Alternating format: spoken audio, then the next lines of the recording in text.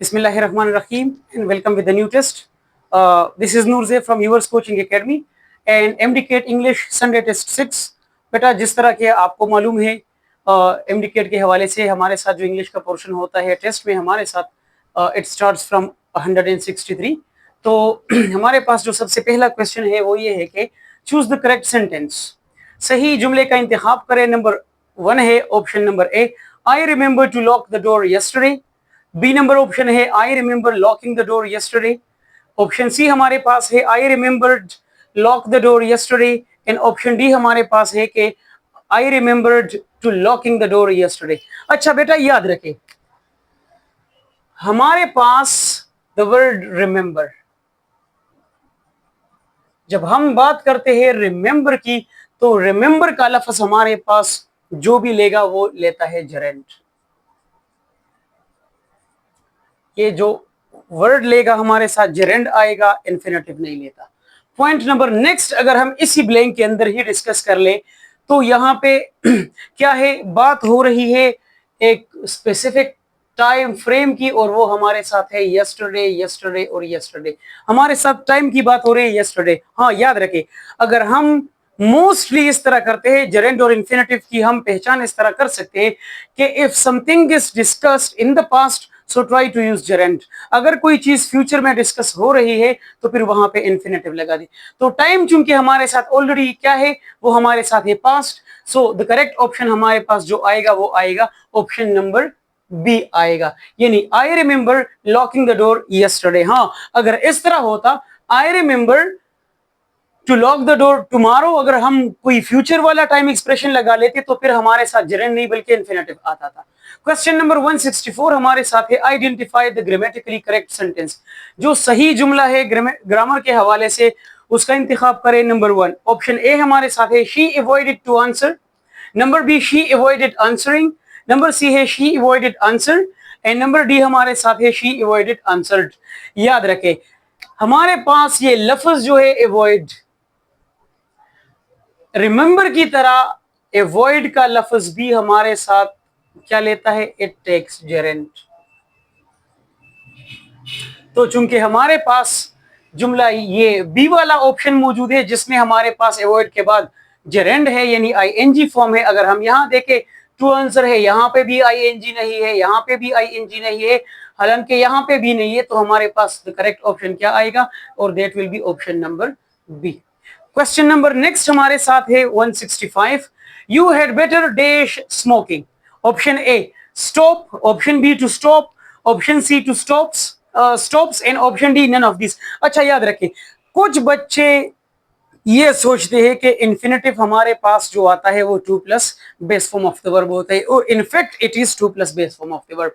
लेकिन एक और बात याद रखें, हमारे पास कुछ यानी जिसको हम बेर या जीरो इन्फिनेटिव कहते हैं, एक पॉइंट है हमारे साथ जिसको हम कहते हैं बेर या जीरो इन्फिनेटिव.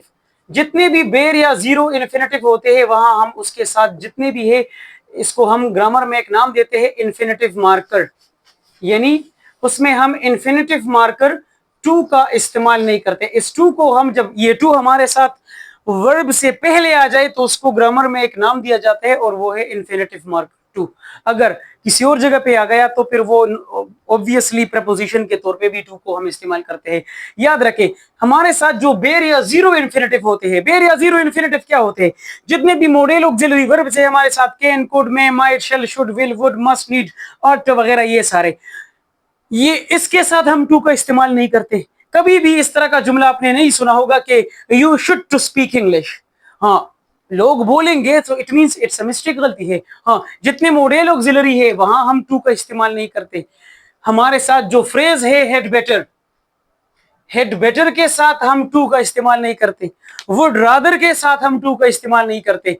तो जीरो या बेर इन्फिनेटिव वो होता है यानी, और ये head better, would rather, model auxiliary, ये सारे हम जीरो इन्फिनेटिव में ऐड करते हैं और जीरो इन्फिनेटिव में हमारे साथ आते हैं. तो चूंकि हमने ऑलरेडी डिस्कशन में बता दिया कि हेड बेटर हमारे पास जब आता है या वुड रादर आता है या ऑक्सिलरीज होते हैं तो वहां पे हम फिर टू का इस्तेमाल नहीं करते चूंकि ये तो आ नहीं सकता. नन ऑफ दिस का ऑप्शन भी नहीं आता और यहाँ पे टू स्टॉप है. तो हमारे पास जो करेक्ट ऑप्शन आएगा वो क्या आएगा, you had better stop smoking. Question number next हमारे पास है कि which sentence contains a gerund functioning as object of a preposition. सबसे अहम बात इसमें हमारे साथ क्या है, जो अहम बात है, और वो पॉइंट ये है कि प्रेपोजिशन, एक बात हो रही है प्रेपोजिशन की, दूसरी बात हो रही है जेरेंड की। तो सिंपल है, ऐसा जुमला देखिए जहां पे प्रेपोजिशन भी हो और वहां पे हमारे साथ जेरेंड भी हो। ऑप्शन ए हमारे पास है स्विमिंग इज हेल्दी, इसमें तो ऐसा कुछ भी नहीं है। आई एंजॉय स्विमिंग, यहां पे भी ऐसा कुछ नहीं है, हालांकि हमारे पास जेरेंड्स है। तीसरे नंबर को अगर हम देखें, C number, she insisted on leaving early, और नंबर डी है to swim daily is beneficial. अगर हम ऑप्शन नंबर सी को देखें तो हमारे पास इस जुमले में ये क्या है, on is what, on is a preposition, और प्रेपोजिशन के साथ साथ हमारे साथ क्या आया है, आईएनजी फॉर्म भी आया है। तो हमने ऑलरेडी बात की कि बस ऐसा ऑप्शन देके, ऐसा जुमला देके जहां पे प्रेपोजिशन भी हो और वहां पे जेरेंड भी हो। सो द करेक्ट ऑप्शन हमारे पास क्या है कि she insisted on leaving early, it is a gerund, और फंक्शन क्या करता है, it is object of a preposition case. Next हमारे पास है question number 167, choose a sentence where the infinitive expresses a purpose. ऐसे जुमले का इंतखाब करें जहां पे इंफिनिटिव एक मकसद को भी जाहिर करता है। तो जुमले तमाम ऑप्शंस को देखें, ऑप्शन ए हमारे पास है to forgive is divine, number 2 हमारे पास है ऑप्शन बी है she went to the library to study, number C है he seems to know the weather, and number D हमारे पास है I want to leave now. अब अगर हम तमाम ऑप्शंस में देखें और हम इन्फिनेटिव्स को देखें, यहां पे भी इन्फिनेटिव है, यहां पे भी हमारे पास इन्फिनेटिव है, यहां पे भी हमारे पास क्या है, इन्फिनेटिव है, यहां पे क्या है, यहां पे भी हमारे पास इन्फिनेटिव है। लेकिन तमाम में से हमारे पास एक ऑप्शन ऐसा है जो किसी मकसद की बात करता है। अगर हम ऑप्शन नंबर बी को देखें, she went to the library, वो लाइब्रेरी गई थी किस मकसद के लिए, to study. Now this study is what, to study is a purpose, ये हमारे साथ एक मकसद है। तो यहां पे हमारे साथ ये भी ऑप्शन है जो हमारे साथ एज एन इन्फिनेटिव भी यहां पे मौजूद है, इन्फिनेटिव यूज हुआ है लेकिन एक मकसद भी दिखाता है, बताता है। क्वेश्चन नंबर नेक्स्ट हमारे पास है 168, which sentence contains a perfect infinitive. Perfect infinitive ऐसा कौन सा जुमला है जहां पे है perfect infinitive. Bye perfect infinitive एक चीज माइंड में रख ले, सिंपल समझाने के लिए, ऐसा जुमला यहां पे देखे जहां पे परफेक्ट टेंस है, सिंपल, जहां पे परफेक्ट टेंस है। वो बाद में देखेंगे कि परफेक्ट टेंस के बाद हमने ढूंढना है इन्फिनेटिव को, क्योंकि सवाल में हमसे पूछा गया है कि इन्फिनेटिव। तो परफेक्ट टेंस इसमें क्या है, he seems to know the truth, number next है he seems to have forgotten my name, number C है he enjoys reading novels, and option D हमारे पास है ही होप्स टू विन। तो इनमें से कौन सा जुमला ऐसा है जहां पे हमारे साथ परफेक्ट टेंस भी है। परफेक्ट टेंस में हम क्या इस्तेमाल करते हैं, हैज हैव का इस्तेमाल करते हैं प्लस थर्ड फॉर्म का इस्तेमाल करते हैं। तो अगर हम ऑप्शन नंबर बी को देखें कि he seems to have forgot, क्योंकि हैज हैव है और थर्ड फॉर्म भी हमारे पास है, तो हमारे पास जो करेक्ट ऑप्शन आएगा वो आएगा option number B, he seems to have forgotten my name. तो हमारे पास यहाँ इन्फिनेटिव है, लेकिन कैसा इन्फिनेटिव, परफेक्ट इन्फिनेटिव।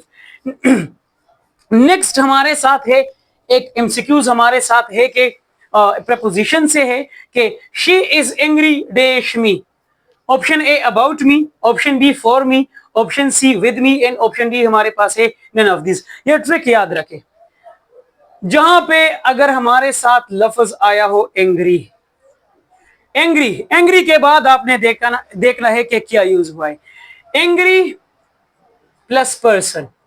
अगर एंग्री के बाद हमारे साथ पर्सन आया हो तो फिर हम इस्तेमाल करते हैं, तो जो प्रेपोजिशन आएगा वो प्रेपोजिशन हमेशा आएगा विद। एंग्री प्लस समथिंग, अगर एंग्री प्लस समथिंग आया हो तो वहां पे फिर हमारे साथ जो प्रेपोजिशन आता है वो आता है अबाउट। ये एक ट्रिक सा है। तो आप जुमले को देखिए, शी इज एंग्री डैश मी, तो ये मी हमारे साथ क्या है, Isn't it a person? क्या पर्सन है कि नहीं, ये ऑब्जेक्ट प्रोनाउन है ना, यानी पर्सन की तरफ इशारा है। तो करेक्ट ऑप्शन हमारे पास क्या आएगा, she is angry with me. Clear है, ये फॉर्मूला है एंग्री प्लस पर्सन विद आता है, एंग्री प्लस समथिंग आ जाए तो फिर अबाउट आता है। और क्वेश्चन नंबर नेक्स्ट हमारे पास है चेंज द वॉइस, यानी एक्टिव एंड पैसिव वॉइस से है। और जुमला हमारे साथ क्या है, जुमला हमारे साथ है ये वाला इंपेरेटिव सेंटेंस है, डू इट।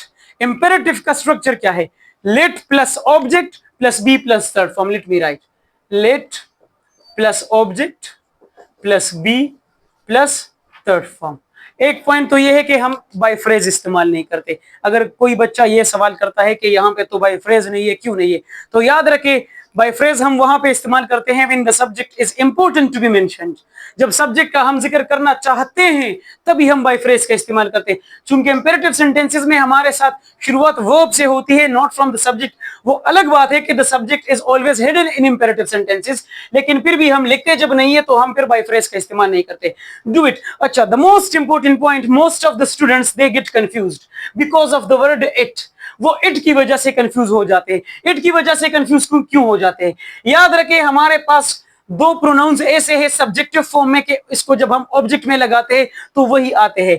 सब्जेक्ट प्रोनाउंस में अगर हम देखें, नंबर 1 है इट, नंबर 2 है यू।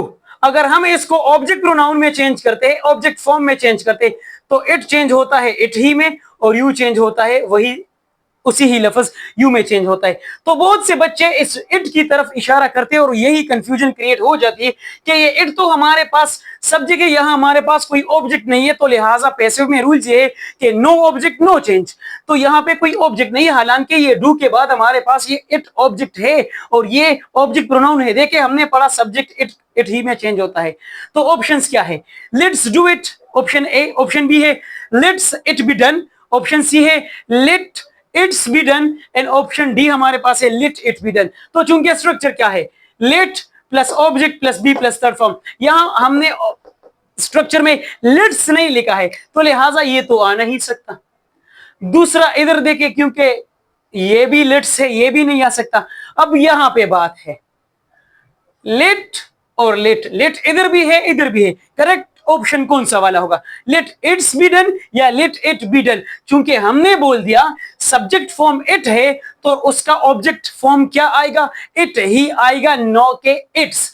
तो यहां पे तो चूंकि पोजेसिव एडजेक्टिव है, इट्स है या हम पोजेसिव प्रोनाउंस कह सकते हैं, तो यहां पे पोजेसिव प्रोनाउन आया है तो ये तो है ही नहीं। तो हमारे साथ कौन सा प्रोनाउन आएगा, ऑब्जेक्ट प्रोनाउन का इस्तेमाल करेंगे तो यही है let it be done. Question number last हमारे पास है he is dash am a student.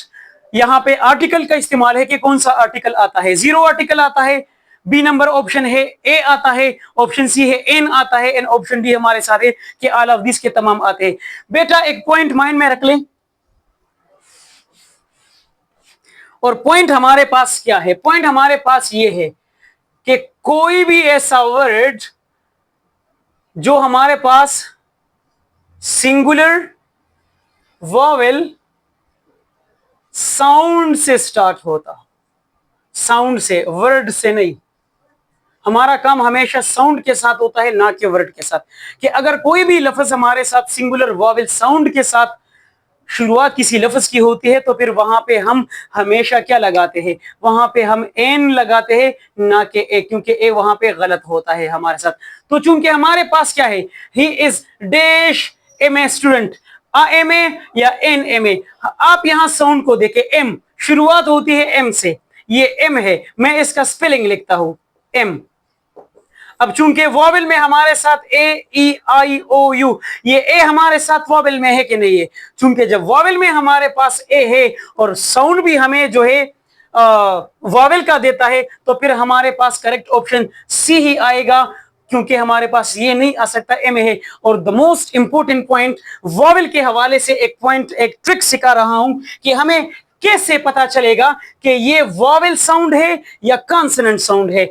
याद रखें जितने भी अल्फाज हमारे साथ वॉवेल साउंड से स्टार्ट होते हैं ना, वॉवेल साउंड से, अगर कोई लफ्ज इससे आता है यानी वॉवेल साउंड वाले अल्फाज, मिसाल के तौर पे एम ए, ये एम ए मैंने लिख लिया दोबारा, वही लफ्ज जो वॉवेल साउंड से स्टार्ट होता है वही लफ्ज आप उर्दू में लिखे, मीनिंग नहीं, वो लफ्ज उर्दू में लिखे तो उर्दू में वो लफ्ज या तो अलिफ से स्टार्ट होगा या अलिफ मत आ से स्टार्ट होगा, एम ए। एम हमारे साथ अलिफ से स्टार्ट है कि नहीं? Next example, Apple. एप्पल का मीनिंग नहीं, सेब नहीं लिखना है, एप्पल लफ्ज ही आप उर्दू में लिखे, एप्पल। ऑरेंज, एग, आयरन, ऐसा कोई भी लफ्ज जो वावेल साउंड से स्टार्ट होता है वही लफ्ज आप उर्दू में लिखे, मीनिंग नहीं वो अलिफ या अलिफ मत आ से स्टार्ट होता है। यहां पे वावेल और कंसोनेंट की कंफ्यूजन खत्म हो जाती है। तो जो अलिफ अलिफ मत आ वाले होते हैं वही हमारे साथ हमेशा वावेल साउंड वाले होते हैं। Thank you so much.